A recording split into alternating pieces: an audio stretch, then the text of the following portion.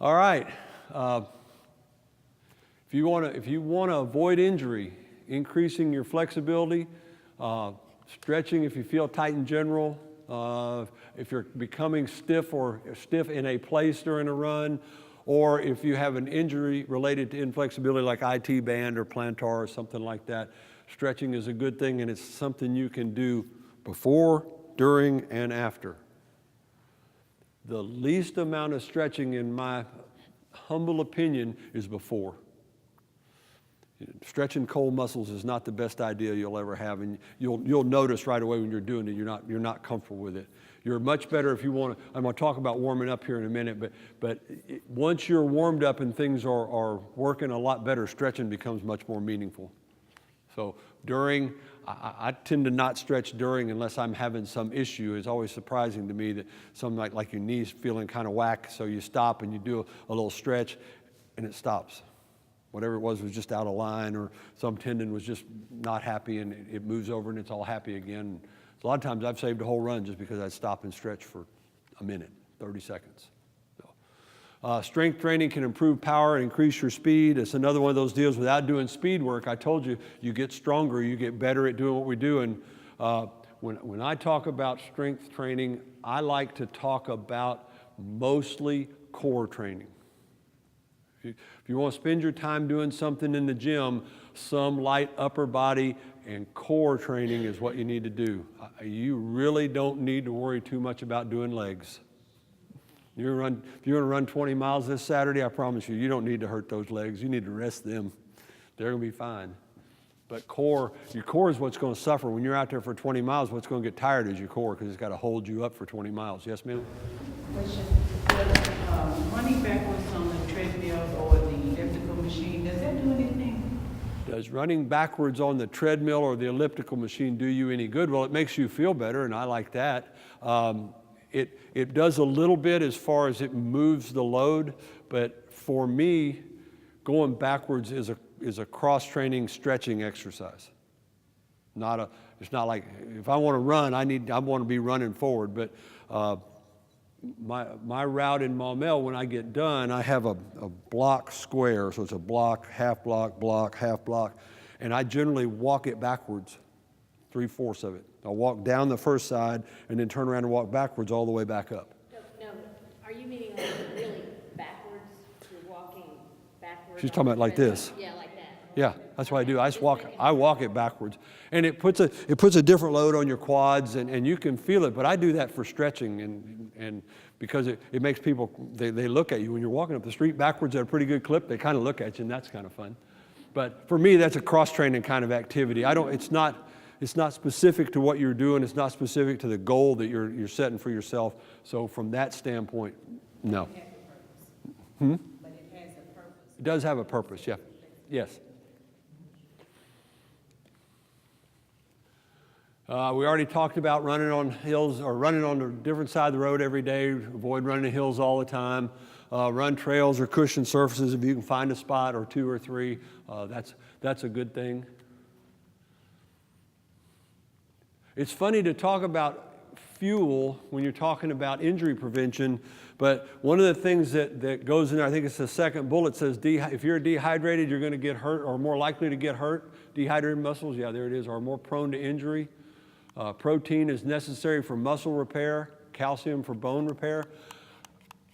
I would tell you just in layman's terms, I don't recommend that you're supplementing your protein unless you're on some really restrictive diet or a doctor has told you to do that. I did that for a while. I was doing extra protein, whey protein every day, and I found out that I was getting about 150 to 160% of my protein without that. So I decided I quit that, and it had no adverse effect at all. It wasn't doing me any good. I was just spending the money for whey protein, and I quit that. So you got to get enough protein, but it's amazing. I'm not a big meat eater, and I was getting way more than I needed in a day without any effort at all. So I'm not a big fan of that. I'm certainly not a fan of a low-carb diet of any kind if you're training for an endurance event. Carbs are fuel. Fat is fuel too, but it's not very readily available. as far as for your body to use. It's hard for it to get to it. It takes a lot of effort for it. So you're much better off with either a normal diet or something a little higher in carbs. Truth is, if you're in the endurance athlete cycle, the majority of your calories should come from carbs. My little deal in Fitness Pal is set to 60%. It's 60, 25, 15 is what's set in mine. People who are on like a low carb diet, when I tell them I do 60% carbs, they shudder. So another 15 to 20% should come from protein, particularly lean meat, fish, and chicken. No kidding, you guys should know all that already. And hydrating well during long runs or races. Also hydrate well every day. 8 glasses of water every day. You're an athlete now, you got it. That's kind of like the minimum. But yeah, Hobbit's got these glasses. I want to show you something real quick. When somebody tells you that you need to drink 8 glasses of water, this is not the glass they're talking about. Okay? A glass, as far as the 8 glasses of water thing, was around the old little square-sided glass they used to do in the cafeteria before everything got throwaway. When I was in school, the dinosaurs were still running around, and you got milk out of a real milk dispenser in a glass, and at the end of the deal, they washed them all, ran them through the deal, and brought them back out, and that was what you're going to get again tomorrow, was those rows and rows of glasses. They hold 8 ounces. Measure out 8 ounces as a cup, right? Get a measuring cup, measure out 8 ounces and drink that in kind of a normal size swallow. You're going to find it's about 3.5, 4 swallows. Done. That's what we're talking about. We say 8 glasses of water a day. That's 8, 3 or 4 swallows a day. That's not really a lot when you're up 12, 15 hours. The bottom part of this talks about hyponatremia, and the risk here is when you get all crazy and you get all caught up in going to a race and I'm going to do this run and I'm going to do this and I'm going to do that. People who have hyponatremia typically drink a couple of 2-liter bottles of water before a run. If you're doing that, you're not normal. There's something already wrong with your plan. So you don't have to worry at all about hyponatremia if you don't do something extreme. That's extreme. Even drinking 1 2-liter bottle of water before is extreme. So hydrate well, but if you're on the 8 glasses of water a day kind of thing, I think you're going to be fine. Hobbit, do you want to say something? You got your... No, I'm fine. Okay. Just some general tips for prevention of injuries. This says avoid training when you're tired or fatigued, and I would add to that overtired or over-fatigued. Some of us are kind of perpetually tired. We work hard, we play hard. It's like, okay. But if you're overtired, bag a day is not the end of the world. And I would add to that sick. If you're sick, take a day off and get better before it makes you take a couple of days off. Be aware of your carbohydrate intake, especially during heavy training. Heavy training, guys and girls, would be like Saturdays when we're doing long runs. So if you're gonna do a long run Saturday, it makes sense to me that you would probably take in a few more carbs on Friday or Thursday night. But that's not the reason that you want to eat a wash tub full of spaghetti. That's a few more carbs.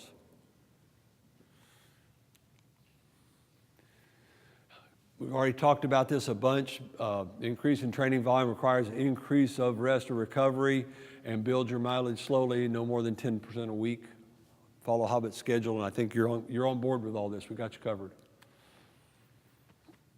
Most of you have heard of the RICE method, which is rest, ice, compression, and elevate. The PRICE method adds to that protect, so that if you've got some injury that you're having to do RICE on, protecting that injury so that it doesn't get worse is a part of that. So I think the PRICE method is a better way to express that. I talked about, or most of the time, if you have an injury that you're going to do this, it says ice. Here's some alternates to ice. There's a bag of frozen English peas in my freezer. Literally, I drew on it with a magic marker. It's got a skull and crossbones on it.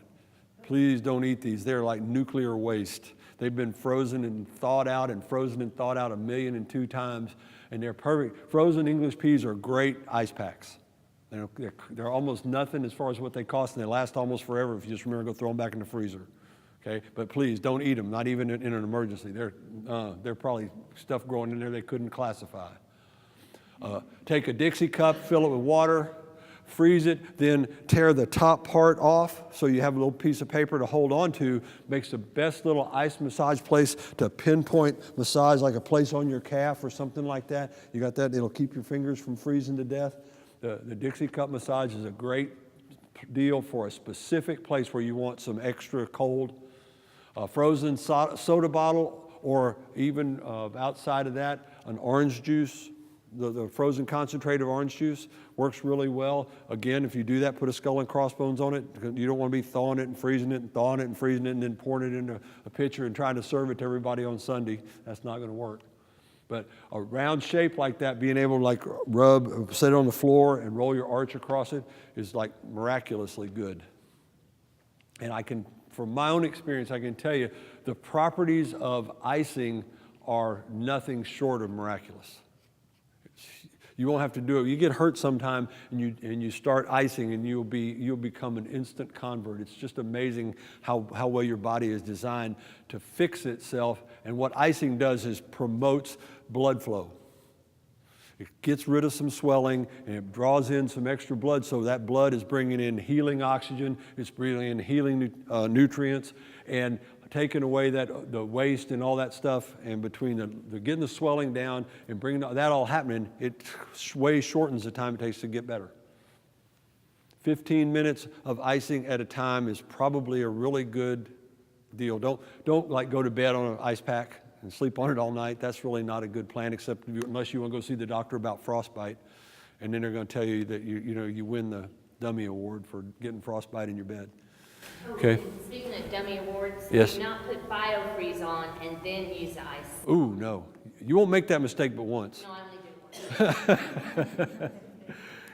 do one. Quick tip here, you can mix 2 parts of tap water with 1 part of rubbing alcohol, put it in a double baggie and put it in the freezer. This is like the best stuff ever. It works like the blue ice stuff that you pay a lot for. I can tell you too, it's cold. So it's colder than just putting ice cubes in a baggie, and it's slushier, so it conforms to what you're trying to ice down. You'll like this. And I will tell you, if you've never done it before, 2 equal parts of water to 1 equal part of rubbing alcohol does not equal 3. It equals like 2.5. So if you do 3 cups, it won't be 3 cups. It'll only be about 2.5 cups. When you're 2 of water, 1 of alcohol, the alcohol and the water mixed together. And anyway, it's a fun little chemistry lesson. Treat minor injuries carefully. That's really a good thought. Back to this deal about sharp pains during workouts. Stop. And the other one that I'm a personal believer in, if you're running or walking, if you're a walker, and anything pain-wise causes you to alter your gait cycle. Now you're having to turn your foot so it doesn't hurt, or you're having to you're not doing what you normally do. Stop. Don't try to run through that, because I promise you it's just going to get worse. And the cumulative effect of now I've done something different. Remember that old song about the leg bone is connected to the hip bone and all that? You're doing something different with your foot is going to jack up your knee and your hip and your back. And you keep running and keep doing that altered gait cycle, and I promise you're going to end up not coming to the start line as a participant. If you can't run with your normal gait cycle, something is wrong. Deal with it. It's really important.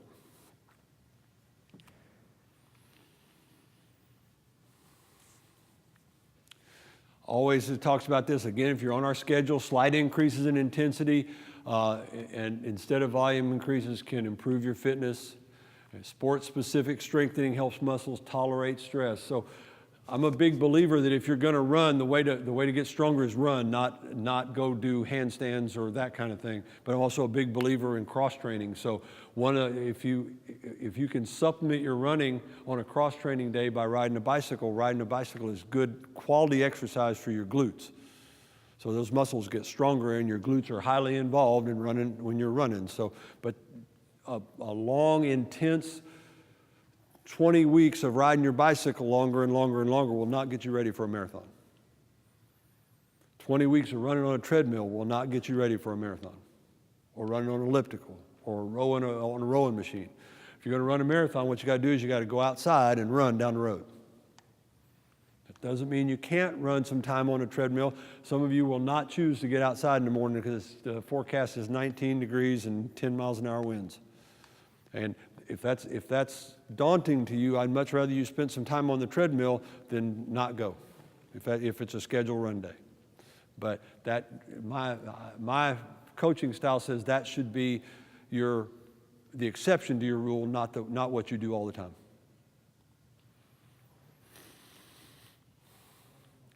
If you're prone to shin splints, heel walking does a really good job. I put this in here because a lot of people, when they first start with marathon training, they're bothered by this. Shin splints are pretty much a too soon, too much kind of injury, but sometimes you can't help a little of that. This strengthens those muscles and will help you get past that. And I've put in here for all of you type A's where it says doing 2 sets of 20 on each side, left and right, or 2 of 20 of each of the toes in, toes out, toes straight ahead. Don't do that the first day. Do like 2 sets of 5, and then a couple of days do 2 sets of 10, and then a couple of 2 sets of 15, and work your way up to 2 sets of 20. I told you we'd talk about this.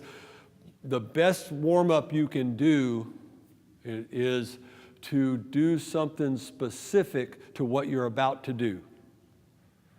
If you're about to go run, the best thing you can do to warm up to running is start out walking, pick up your pace into a slow jog, and work your way up until you're running whatever pace it is that you're going to run. That doesn't have to take 3 or 4 miles. That might only take a quarter of a mile to do that. You'll know. I tell people all the time, say, how far are you running today? I say, a mile. They say, what? I'll know in a mile whether or not I'm running today. That's what that means. You'll know in a little bit as you get started out when it's okay to kind of push out a little faster, go a little harder. And it's not the same every day. Some days you're tired and you have to get into it a little more. Some days it's a little cold, and even though you want to get your heart pumping, you notice all your muscles are pretty stiff and you don't want to just bust out into full stride right out of the car. Get yourself warmed up and avoid that overuse injury of I jumped out here and all my muscles were really tight and I was running I decided what I was going to do is I was going to run strides. No. Stretching after running is a great way to work on the tight muscles, the things that you know are tightening up. My favorite PT told me one time running is a really great exercise, but one of the things you're really good at is tightening all your muscles up for you. The more you use them, the tighter they get, and that's a very true thing.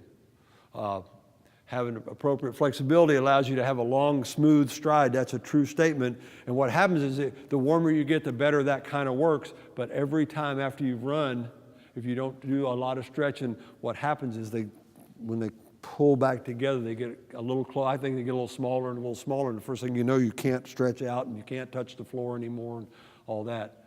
So some stretching after the run is a good thing. I read an actual study where they said if you ran for 30 minutes, you should stretch for 30 minutes. Spend as much time stretching as you do running. Now, I don't have that time.